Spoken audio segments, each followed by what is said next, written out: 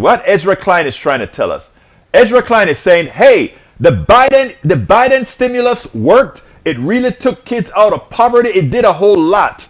But because of traders, because of people who don't care about anybody else but themselves, like Joe Manchin and Kristen Sinema and every single Republican senator and every single Republican congressperson in Washington, because of them, the people that we took out of poverty with the policies that Biden did with the rescue plan could suffer. But at the same time as now, people have more money in their checkbooks. Check out what Ezra Klein said, and then we'll take it en el otro lado for you to give us a little thoughts on that.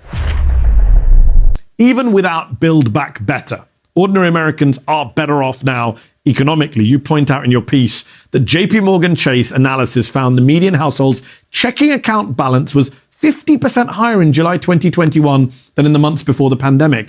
That's astonishing. Why isn't that translating into a higher approval rating for President Biden? It's a really striking finding. So you got to think about what the Biden administration did on two levels. One, they tried to not allow the mistakes of 2009 to 2010 to repeat. So when they came in, building on the CARES Act, which had passed before them, they passed the American Rescue Plan, then later the Infrastructure Act. And that was a huge infusion of demand into the economy, huge transfers, the stimulus, the child tax credit, a ton more in those bills. And so you put that together with a very, very hot labor market they helped create alongside the Federal Reserve, and you get these numbers: very low unemployment, very high ability to quit and get another job, higher asset levels. The thing they did not anticipate is pretty high inflation. And so the danger that actually does truly darken the economic outlook for them in the next year is those transfers are not happening again. You're not going to have another stimulus this year. Right now, the child tax credit is set to expire, has expired, and will not be renewed.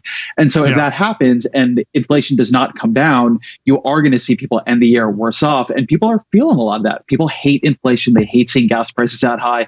And it is very much obscuring very real economic successes they have on their record. And that's the point. They want to eliminate the economic successes because that which caused the economic success is what the right wing like to call socialism.